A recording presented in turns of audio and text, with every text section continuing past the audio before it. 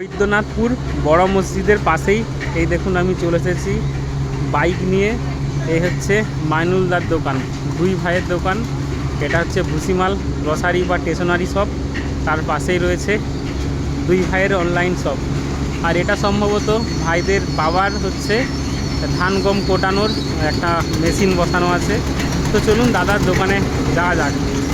আচ্ছা, এখানে পেটিএমের পেটিএমের account opening হয়?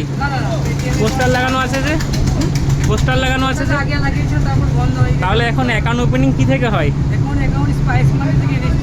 এনএসডিএল কিট আছে,